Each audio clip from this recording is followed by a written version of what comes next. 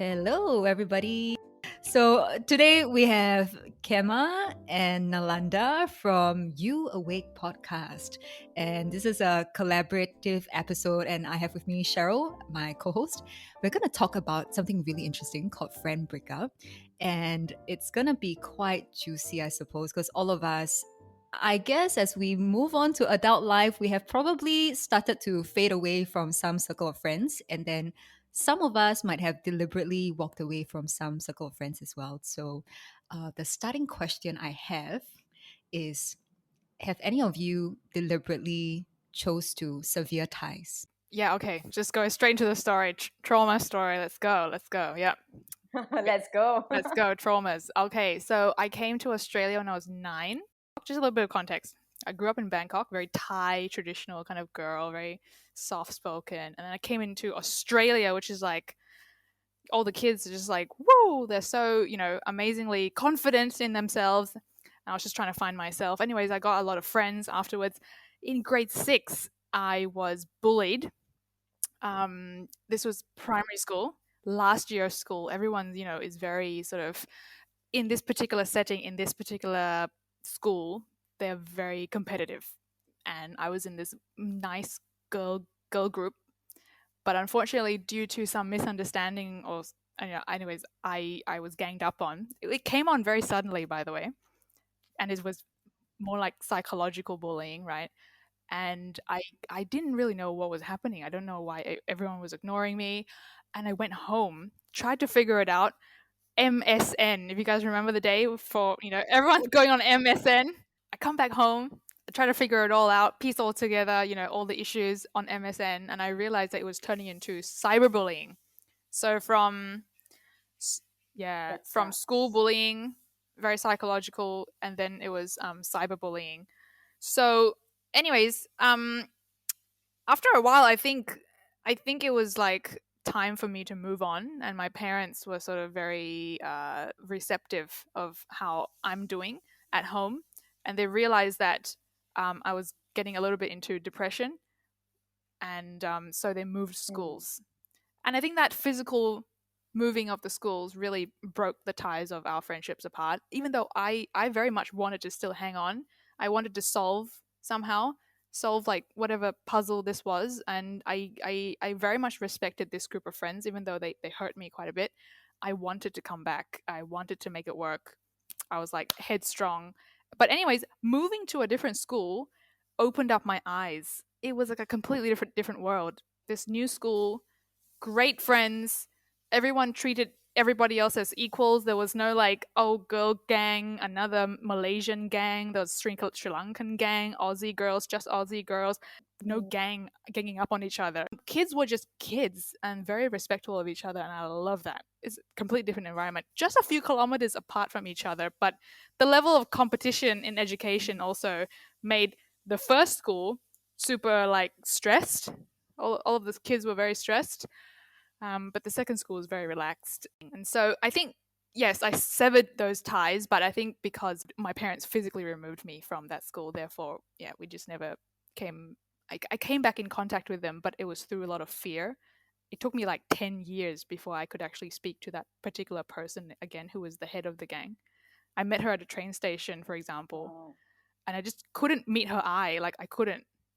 She thought I was very rude. You still have your ego from year 6. What are you? Oh, come on, time to move on, girl. But I just couldn't. I couldn't physically like look at her. So she thought I was ignoring her. Eventually, in our 20s, we meet again at the train station, and I just went up to her and I hugged her. She hugged me.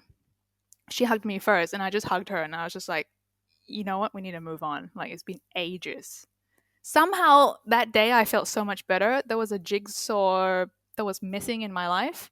Sometimes I would go to bed and I would keep thinking about this lady. From a girl, she's grown into a lady, and I just feel like there's this one person in my life who I just didn't quite patch up with her.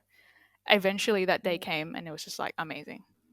What kind of mental state were you in when you gave her the hug back? Like, how did you reconcile? Was it just like a thing where it was just time passing through, you kind of just forgiven her and you're just like, it's time to just I was just in the moment, basically. She hugged me first. It was a safe space then. Yeah, it wasn't like no judgment anymore. She let go. She relinquished all of the anger and she showed it to me first. Not through some wording, but like through the action of like just coming in and hug. Because sometimes you meet someone in the street, right? And it's very awkward. Oh, do I shake hand or do I hug or do I just ignore? or Like just what's ignore. you just like walk past, or pretend I didn't notice and then just quickly go home. I'm busy. But she came up to me very deliberately, hugged me, and that was a very big, powerful moment. And I was just like, I thank you so much. Like 15 years, of me just like thinking of her because I really liked her. I really respected her. Some misunderstanding happened. Yeah, it's a pretty powerful.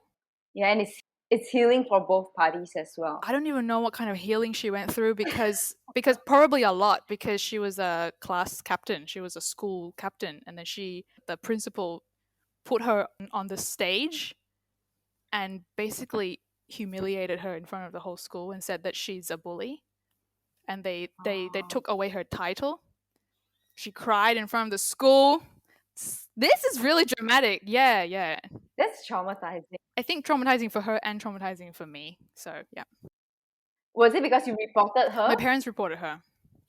Oh. Yeah, I didn't report her. I didn't want to report her. I wanted to, come back, be strong, and yeah, that sort of thing. Yeah.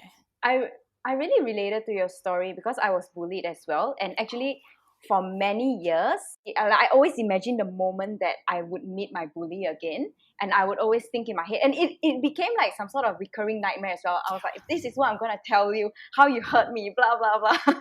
But then I was thinking realistically, if I see her, I would just turn the other way. And even till this day, I have not met her face to face, although Singapore is very small. But when I see people who look like her, I immediately just die inside and turn back into the 15-year-old that I was when I was bullied. And I was just like, look to the floor, run. Right. So it's very nice to hear your story. Yeah. Oh, thank you. Yeah, I think some people can relate. Later on, though, like in Australia, the whole issue is a societal issue now. Lots of kids are getting bullied, and in my time, it's not something that I could identify as me getting bullied. Like it's just having troubles with your friends.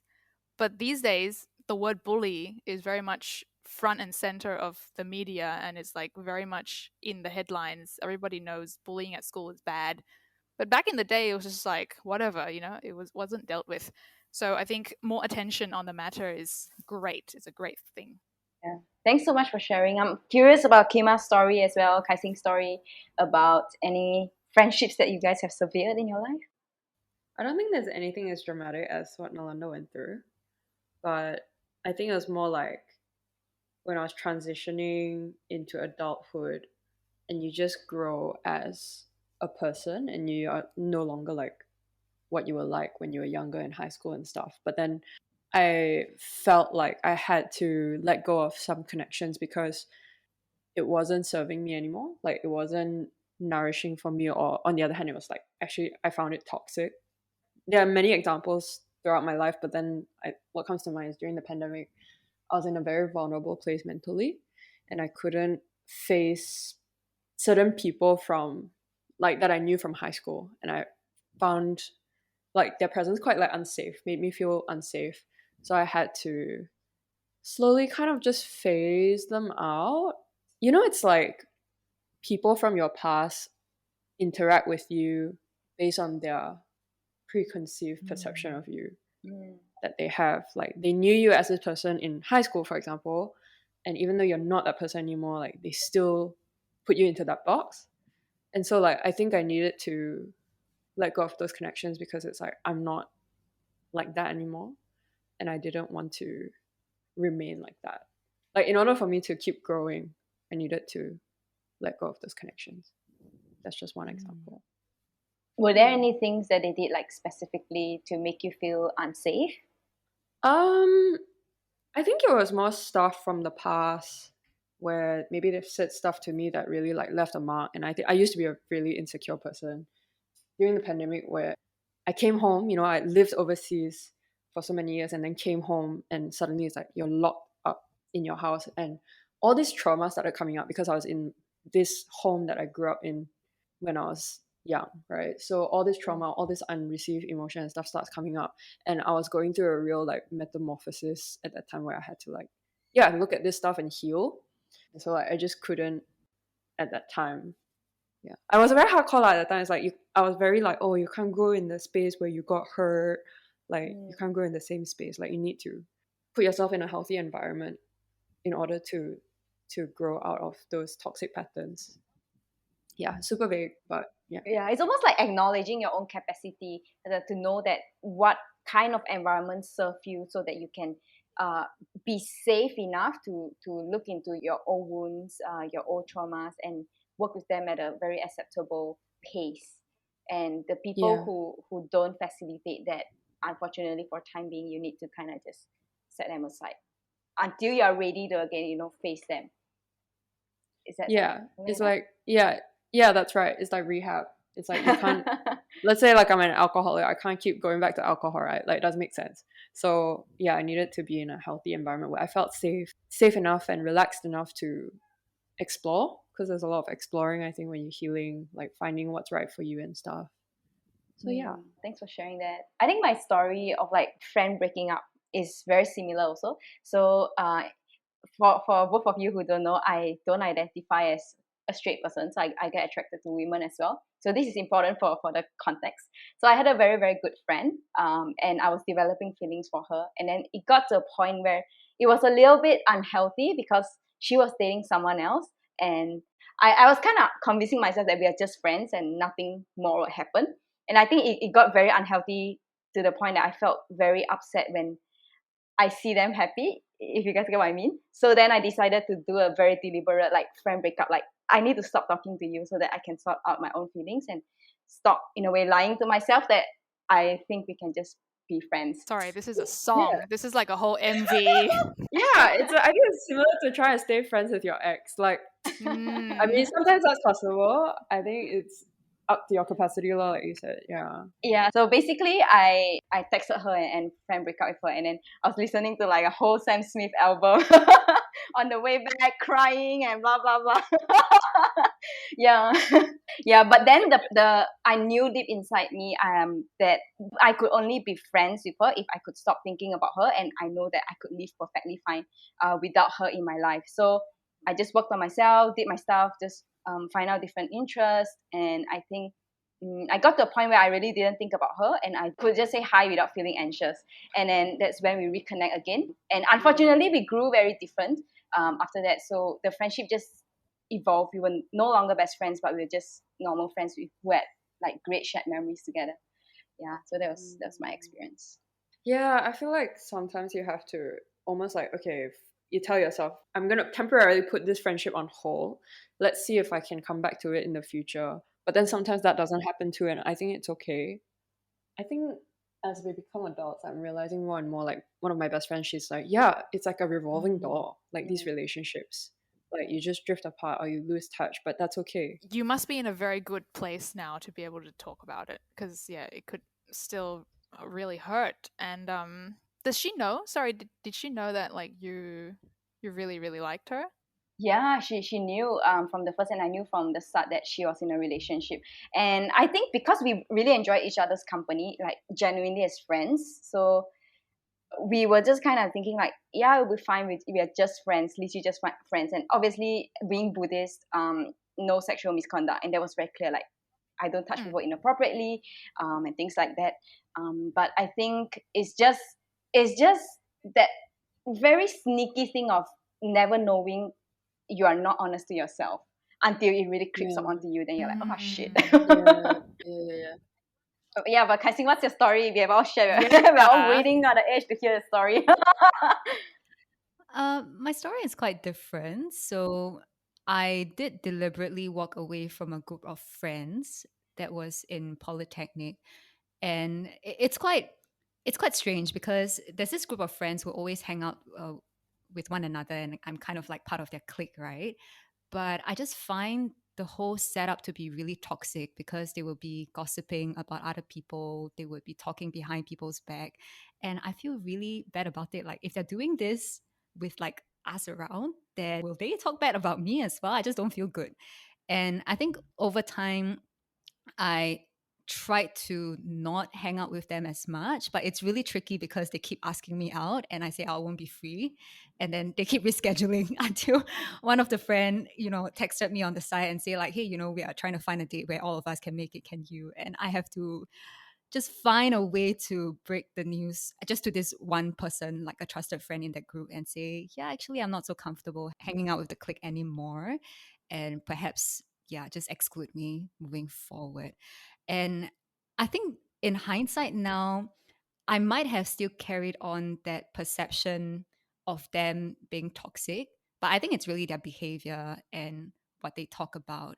And to what Kema mentioned about how sometimes, people shoebox us in this category. So they know us in high school, and then now they still think that we are like that person. So I feel that it's quite a mindset shift because I'm thinking maybe they have also grown to become more mature adults and they don't gossip anymore and they're much more wholesome to be with. If I were to see them, would I want to form that connection?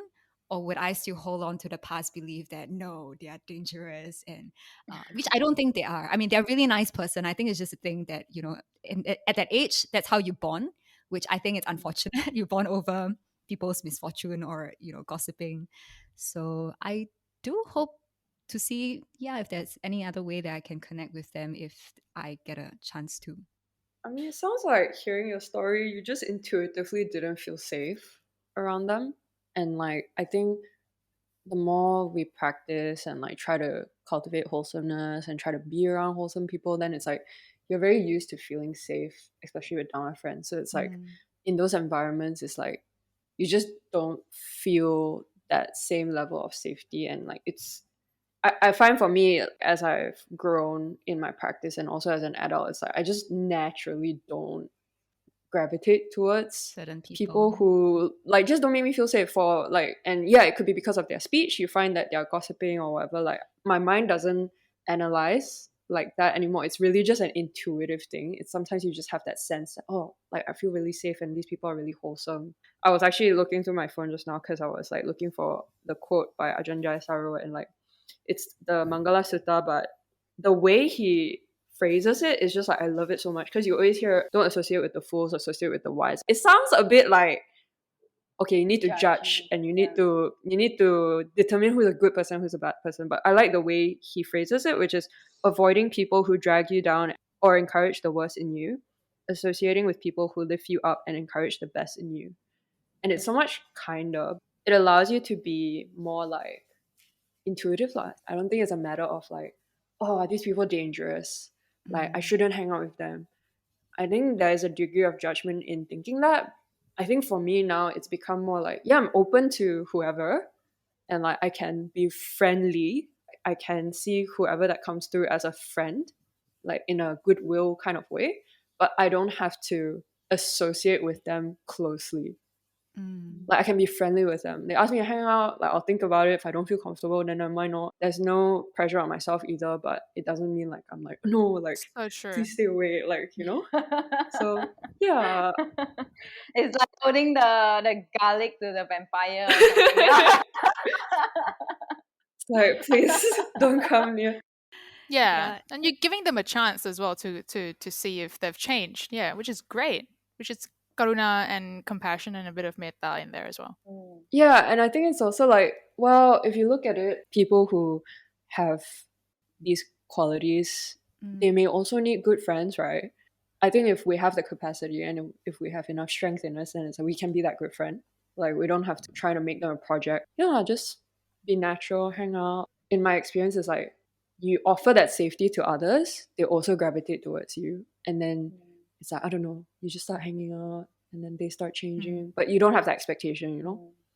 Yeah, that's a whole other thing. That's great. I think you just hit it in the head again. Khema, great. I'm just thinking how realistic it is because I feel that I tend to subconsciously judge people, and I feel like okay, using the words that you use, like drag you down or lift you up.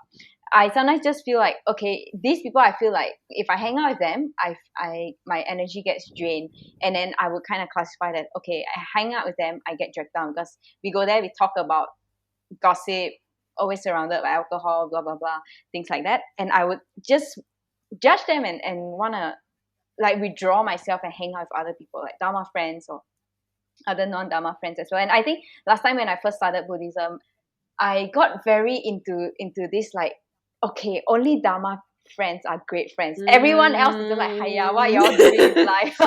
Thank you so much for bringing that up, because I also have the same experience, and you can turn that into your own.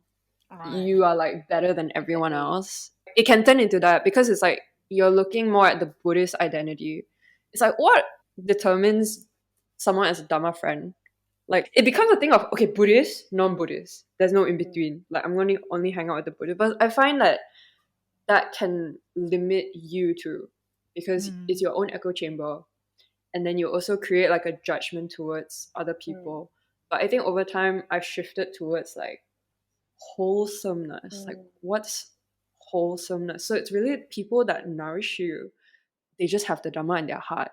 I was just at the temple like today, right? And there was this group of interfaith people like who are sort of half Catholic, dabbling in Buddhism, identify as Catholic, but also in the framework of Buddhism, like they're very mixed and they're very open-minded. And Ajahn, who's the abbot at this temple, he said, basically, if you're all wholesome and you're all going towards the same thing of compassion and kindness, being amiable, working towards the same goal, I don't see why there shouldn't be a way of us working together. Faiths shouldn't just clash, you know? Catholics, Jesus Christ, he talked about the same thing. Well, very actually, basically, the foundational of each religion talks about goodness and kindness and good qualities in human being and cultivating those qualities. Don't see why we can all just, you know, work together. It's so similar that why should we be fighting? You know what I'm saying? So to hear Khema's point there of just even the monk, you know, saying this, other people are involved, other people who are from other faiths can be our friends as well, based on this idea of just wholesomeness and accepting everybody. Yeah, might not need to like just judge others all the time based on the identity of being a Buddhist. Yeah, everyone can be our friend, and we should work towards accepting lots of people to be our friends, not just because they're Buddhist. I think that's so true, because if we were to hold on like an us versus them mentality, it hinders our practice as well. There's this form of, conceit and judgment, lack of compassion. And ultimately, we need good friends in order to nudge us forward to free our hearts. And if we feel like it's stifling, be it whether we are just hanging around with Buddhist friends or, other friends who we don't call Buddhists, I think it can still be really wholesome if we hold on to the similarities and the virtues and just wholesome attitude. And I'm also thinking sometimes we judge like, hey, is this person a good friend or is it not a good friend? But do we even check the boxes of having qualities of being a good enough friend to be by their side? Sometimes I don't even have those, right? And who I am to judge? We are all work in progress. So I think it's always like a two-way thing. We have to look inwards. I think the practice kind of just gets subtle, more and more subtle as we move along. That's great. This friend supported me during the time I was bullied. She was basically the only friend I had when I was bullied, just connecting the stories together. But she's very, very different from me. And as we grew up, became so different, even more different, especially in our 20s. She's from a different religion. I'm Buddhist. I won't go into specifics in case she's listening to this podcast. But she loves politics, football, law, and I was into music, language, dance, completely different. And I felt like every single time we meet up, I was trying, because she's a childhood friend, I appreciated her since 10 years ago when she supported me. I was just trying to but there was so many differences in our lifestyle and our perspectives.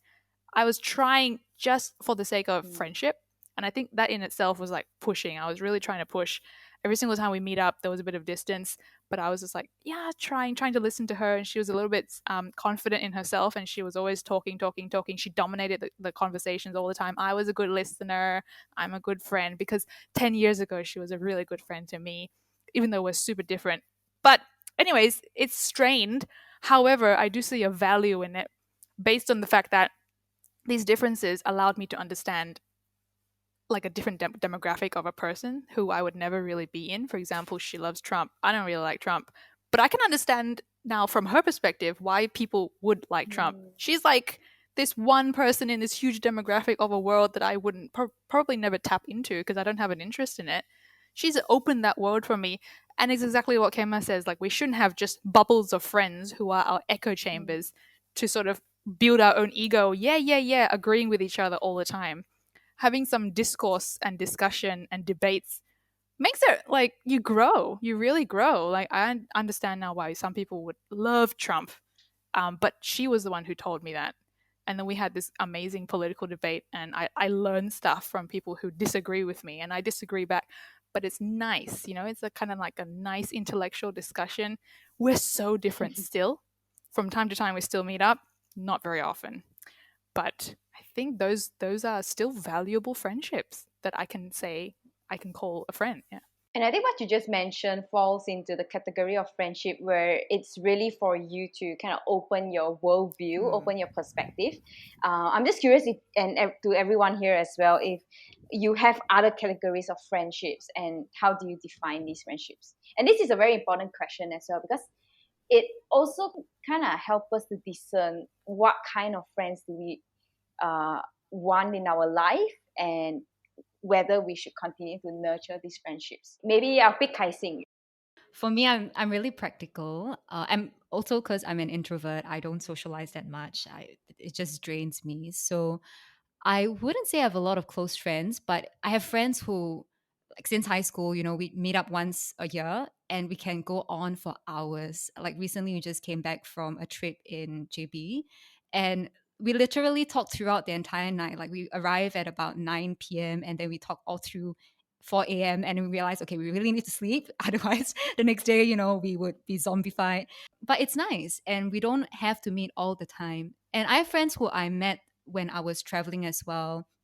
I went to Amaravati many years ago and met this Thai lady, and we became good friends. Also, meet up once a year when I go over to Thailand. Sometimes I would stay at her place. I'll meet her parents, and then we'll just tour around the neighborhood. And it just feels like I have known them for ages, and it's a deep bond.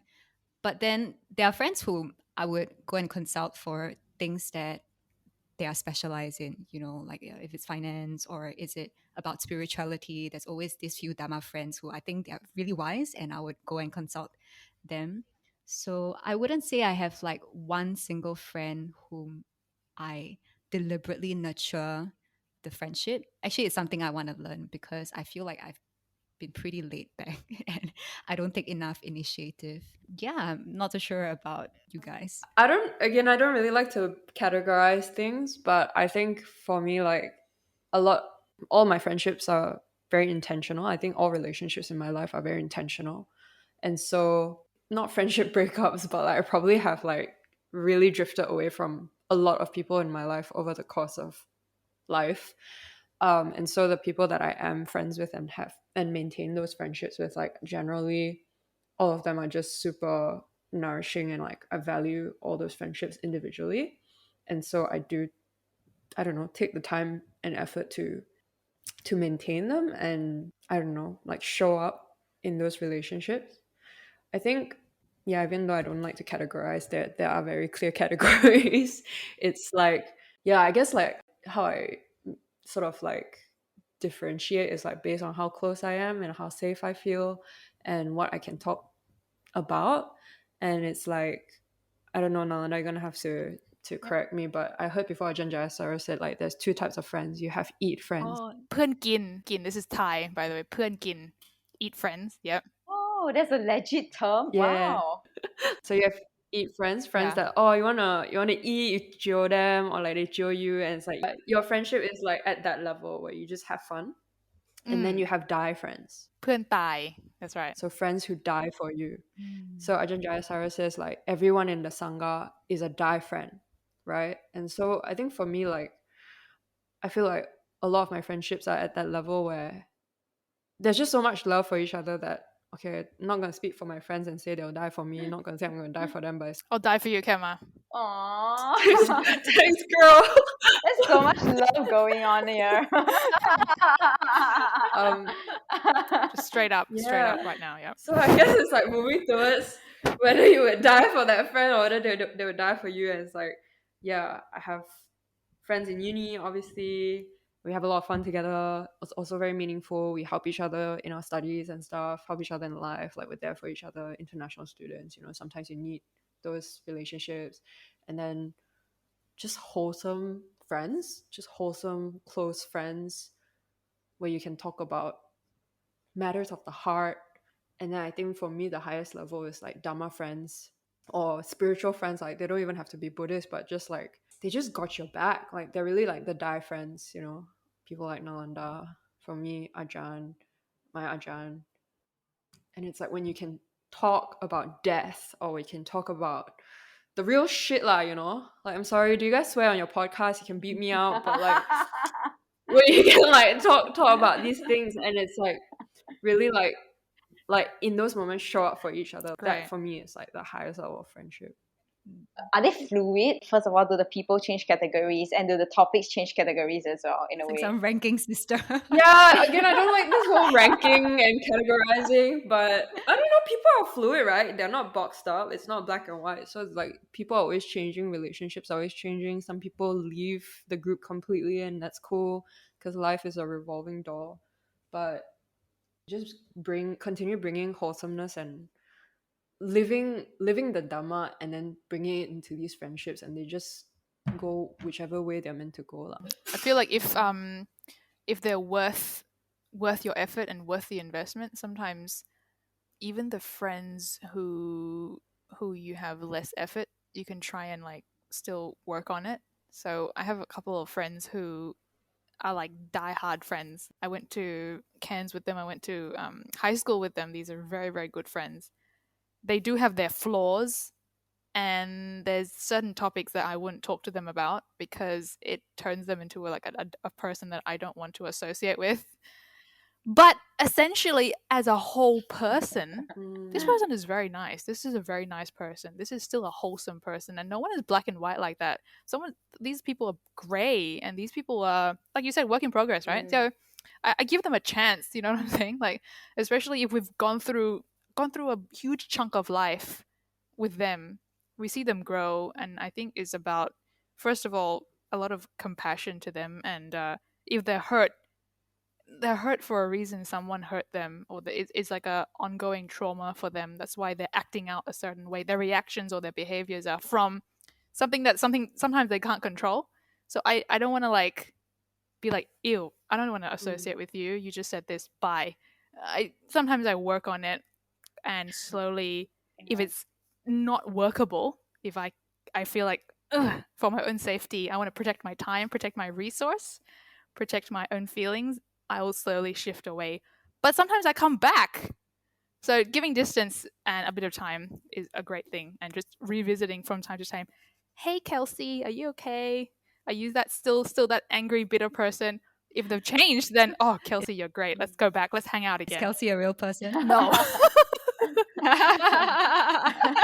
Kelsey, if you're listening. don't have to call Kelsey, so it's all good.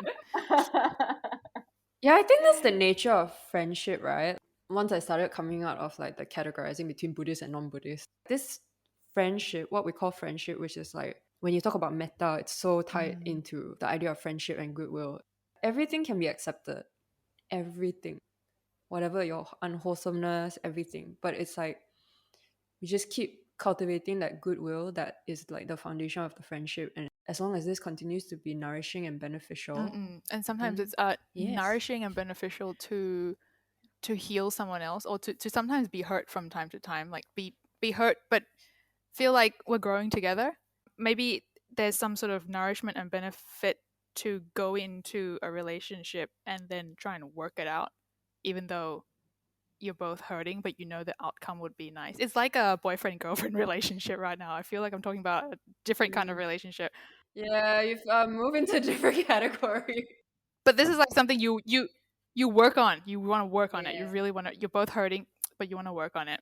I think the foundation of any relationship, be it friendship or romantic, is the same, right? It's a work in progress and the acceptance of each other's flaws and wholesomeness, the good and the bad, that makes it so fulfilling when you are working together. And I really like the word that Khema used, which was the acceptance of it, because I think accepting doesn't mean agreeing or disagreeing. Accepting is really just holding space for the person to be as they are, and from there, just by holding space, beautiful things evolve. Perfectly put. Yeah, and I don't think friendships all have to look the same, and it doesn't have to all be like, okay, we have to both be growing together, otherwise I can't be friends with you. Sometimes it's like you are the one that helps them grow, or they are the one, like, for example, Ajahn for me is like this person who's like the ultimate friend, right? And like for me, it's more about he gives to me and I receive more from him. And sometimes you are that friend for other people, and I think as long as there's that goodwill, it's like so much can come out of this connection. That's so beautiful. So Yeah. it's not just we taking, but sometimes we can give as well. And I think going back to the Mangala Sutta that you've quoted, right? Don't associate with the fools and associate with the wise. That's commonly what's translated. One of the Dhamma talks, Ajahn Anand was actually answering a question from a novice monk. It's like, hey, if we don't associate with the fools, then how would the fools ever be wise? That's assuming that we are like the wiser person, right? And I was just like, oh, that's such a good question, because if you take a look at the Buddha is such a good friend to so many people. And without his wisdom, and if he doesn't associate with those who need his wisdom, then we wouldn't be able to see the Dhamma today. There's no generations of Dhamma being passed down. And I think what Ajahn Anand said was so beautiful. So it goes back to the capacity, right? Like, first we have to be honest with ourselves. Do we have the wisdom in order to discern what is beneficial to us and what's not beneficial? If you don't even have that, and we mingle around with people who have unwholesome habits, it's very easy for us to be swayed off path. But then once we stabilize our Dhamma practice, then we can be that pillar of support for others, to then be the light that shines. But of course, it's a very subtle thing, because conceit, you always can't see it when you're in it, right? It's always on hindsight. Hence, I think it's so important to then associate with people wiser than us, to say, hey, Kai Xin, you're being too ego. You think you're better than others, but actually you're not. And yeah, to be willing to oppose. I think it's a fine balance between these two. So thanks, Kema, for bringing that up, to give as well rather than just take. Just going back to our topic of the day, talking about friend breakups, I think at the start of the conversation, we shared a lot of different scenarios in which we kind of broke off, either through literally physical separation, or a more deliberate and intentional one, like Kai Xin and my choice. And then for Kima, I think it's more on the intentional one as well. How do we know it's the right time to do a friend breakup? Like, is there a way where we know, like, okay, this is the time we should fade away from this person or start withdrawing contact from this person? This is like an ongoing thing between me and Khema. We have an episode on this as well on our podcast. We talk about how to say no and when to say no. It is an ongoing skill that we need to do, everybody. Even I sometimes, as an adult, I don't know how to say no. In the past, as a girl, very young, naive, still don't really know how to say no and break up a relationship, or when that perfect time is. You just endure the pain. You know how Ajahn said, like, you just tolerate it. And sometimes it gets to a point where you really need to, like, stop. It's not a dull pain anymore. It's like a sharp pain. Yeah. But as an adult, you kind of understand these conditions a bit more. You've been through the situations. You're older now, and you just don't want to waste too much time. So you see a dull ache that is about to turn into a sharp pain. You take action. There's like initiative to protect yourself, and you come in with a lot more wisdom, and you know how to say no to this relationship before you start getting attacked. You protect yourself, and you can stand up for yourself better, I think, as an adult. Yeah. But I think a lot of times the dull just feels not very pleasant, but it doesn't feel too unpleasant either. So I find myself in a lot of situations where I don't particularly enjoy, nor do I particularly not enjoy the company of the people. So it's just like, it's okay. I get my meals in while I meet my friends as well, and I get a couple of banter in. I don't feel particularly great. I don't feel particularly terrible after that. So it just goes on, and sometimes it can go on for years, right? Because you don't want to create a drama by saying, "Hey, I don't want to hang out anymore."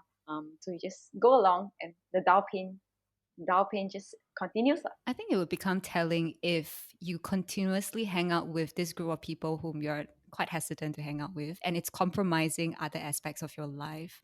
Then you have to make a choice. But if you do have some space, and it's like, oh, I don't mind hanging out, not liking, not disliking, just spending time together. I think that it's still okay. It's still healthy.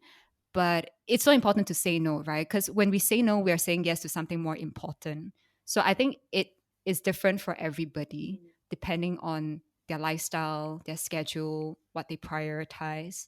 I don't think there's an answer, like a model answer for everyone. For me, my clear litmus test or yardstick would be, am I hesitant to meet up with this person?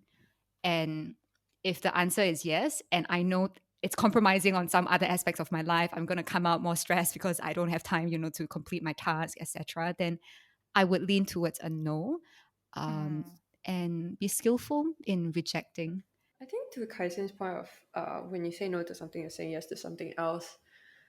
And why I find friend breakup so dramatic is because I'm not like, sitting here trying to like decide, should I break up with this friend? Feel a bit uncomfortable. It's more like I'm putting my energy into other things that that give me more joy and uplift me more, and into people and spending time with those people instead. And so naturally it's like I end up not having as much capacity or time to spend with other people who don't nourish me in the same way.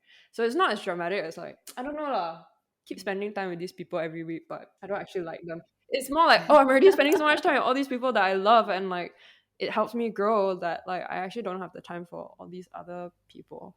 And it's more like that naturally allows things to change, and those people sometimes drift away from you rather than, hey guys, don't really like you anymore, so bye. Yeah. Marie Kondo. You Marie Kondo your friends. Yeah. Is this bringing me joy? Like you hug the person that time, do you spark joy? If not, This Yeah. bugger. trash. I think almost subconsciously we do have an intention when we hang out with whoever, right? So even it could be someone that you don't really like. Probably the reason that you hang out with the person is because you don't want to feel lonely, and then that takes up your time. So it's really about understanding what your intention is truly, and really reflecting whether the amount of time you spend with a particular friend or friend group is nourishing or fulfilling to you, and is that really the best way you could spend your time. And also I think a lot of times, just going back to what Khema mentioned just now about giving and taking as well, which Kai Xin mentioned as well, is like, for me, I come across more self-centered. I'll be thinking, what can I get from this friend group, friend interaction? But then now I can also consider, do I have the capacity, and is there something that I could give to this friend group as well? Does someone need a listening ear? Does someone need someone to confide in? Little mind shifts here. And how can you set the right conditions for that friend group who you don't really like to be something that you really like? Because it's all causes and conditions, right? The seed that we plant. So if you don't like them because they are always gossiping, then perhaps we can be the ones to move the conversation to something more wholesome. I think sometimes for me, I miss that part where actually I do have certain control in how I contribute to friendship. So it's not always, taking things as they come. Yeah, I think that over time becomes a intuitive thing rather than seeing it as like, what can I get from this, or what can I give to this person. It's more like, do I feel good? Like that's it. It's like, how do I feel? It's like, well, when I spend time around Dhamma friends, it's like I just feel so bright. It's like you just keep wanting to do that, really moving with intention and intuition. Yeah, I think it's a slight paradigm shift, which it feels less forced. It's more natural. Yeah. Maybe over time, as we grow older, like all of us, we're in our 20s, right? Maybe as we grow older, 30s, 40s, 50s, and we look back, and eventually one day we'll find that friend who just brings us so much joy, and we can just be around them and just be and feel safe and able to talk about everything and anything and just have that one person. But at the moment, I have like lots of friends, and they're all at their different level of capacity with different battery levels, with different situational. Everyone has trauma. Everyone's still emotional. Everyone's like, all over the place. I think through a lot of time, wisdom, and age is like, through experience, we're gonna able to like find that amazing gem, amazing diamond of a friend. If not, like if we don't find, at the very least, we become that gem of a friend who can be a blessing to others as well. Yeah, or we can be that own friend that we never have. I mean, our own friend. Yeah, and just support yourself. Live alone, no friends. That sounds quite sad. Oops, that's how we're gonna end up. Conclusion is, guys, no need friends. Ajahn was ending the note today. Like, someone asked him, "Is it possible for lay people to experience enlightenment?" He's like, "It's very difficult, but with the power of good friends, very, very good friends, and the support of good friends, you are gonna have a better chance to actually get there." And that was a nice way of ending the talk about friendship. And I thought about you guys. Yeah, I think in terms of like being alone as well, like I've had situations in my life where it's like, no, there's actually no inspiring friends, that not placing a judgment, but it's like there's a lot of toxicity around me. So I have to just rather just be on my own, because if I spend time with these people, I actually, like that quote, like it drags me down. So in those moments, I'd be alone. But then to Nalanda's point of what Ajahn said, I also kind of like acknowledge, oh my God, I'm so deluded. I need to hang out with the Ajahns. I need to hang out with Dharma friends who practice way more than I do, because I need to borrow their power, their energy, because I don't have that right now. And it's like you keep brightening your mind and you just keep cultivating those qualities and strengthening your heart until one day it's like, okay, you can slowly be more independent in your practice. Yeah, so I like that. Right. One more thing Ajahn said about friendship was that you can have a few friends and that's it. Sometimes being a Buddhist and you want to get like to the higher level of like a Buddhist practice, you can't really be popular. You might just have a few friends and that's enough. It's never about the quantity, but it's always about the quality. Absolutely. Exactly. You know, when Ajahns like top 5 people are like all the Kruba Ajahns, how can you go wrong with I know, that? right? So just to wrap things up, do we have one advice, like each from you guys, on, let's say, anyone who's having toxic friends or friendships that are not serving them? Is there any tips on how they could cut it off with people? Just walk away lah. I don't know. Just communicate. Give them a message, call them up, say, hey, I'm not ready. I think that would be my approach. Unfortunately, I'm very straight. I'm like Aussie now. I'm very like straightforward person. Just tell them like, hey, don't really want to hang out right now. Do what Kai Xin did. You did that, right? You were like just straight out. You skillfully told them what you needed to tell them. Communicate the fact that you don't want to be around them anymore, and say, you guys can still hang out, but just without me. And I feel very safe to not do that. And right now I feel okay to not be with you guys, but later on I might come back and reevaluate the friendship later on. I think that's a great way. Yeah. I actually only told one friend that is part of the group. Oh, I didn't have the guts to tell. I think it's a bit intimidating. But that friend was a representative of the whole group, so they'll just go and tell the group. Screenshot and right? send it. I'm not so sure what happened after that. It could be the case where maybe one person in the group just stopped saying that, hey, maybe you should just reschedule to wait for Kai Xin to be available. And it's like, oh, it's okay, let's move on without her. It could be indirectly fading me off, or it could be, hey, Kai Xin said this, she doesn't want to hang out anymore, which I hope he didn't do that. Oh, okay. Well, you were very brave still. You were very brave anyways to do that. Yeah. I really think it depends on circumstance, because If it's one-on-one and you're really close with that person beforehand, I think it's okay to open an honest conversation and to be upfront about it and talk things through. Maybe, after the conversation, you realize that, hey, the dynamic of the friendship can be tweaked a little bit and you would still appreciate hanging out with one another, maybe just not as frequent or maybe doing a different activity. Who knows, the friendship might change and evolve in shape and form. But then if it's in a bigger group, I think it's more tricky because you have to think about whether you'll be sidelined. Safety is also one, and there's a lot of implication, potential misunderstanding. So I think my approach would be to slowly just fade away and like what Kema mentioned, right? You're going to prioritize something else and be occupied with those things. So you don't lie to say you're not free, but you really are not free.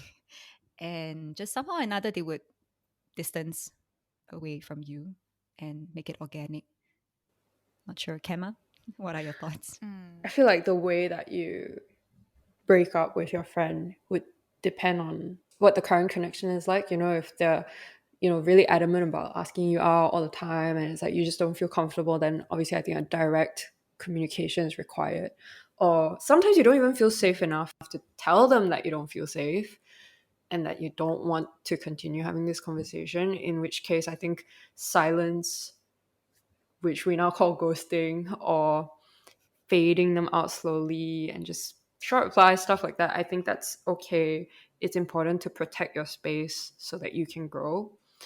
And I feel like maybe there is some hesitation to let go of toxic friends because the concept of being alone, it's like, oh no, I'm gonna be alone now, who am I gonna hang out with, if you've never had an alternative, right? But I think in those situations it's like really having to do inner work and inner reflection on like, what do I want to prioritize in my life? If I keep putting my time into these relationships that are not serving me, then it's like I'm never gonna grow. So it's like making sure you have your priorities straight, and then it's like that allows you to intentionally seek out people who are more aligned with you and what you're trying to aspire to, and that's where your time goes on. And I think naturally you build that up, and then suddenly it's like you're surrounded by all these devas and it's like, oh my gosh, life is great, the dharma is real. Like you just, I think that can happen. That was really good. I would probably just trust my gut instinct. If there's a friend who's really hurting me physically, emotionally, mentally, psychologically, I think a nice clean cut is probably a great thing as well.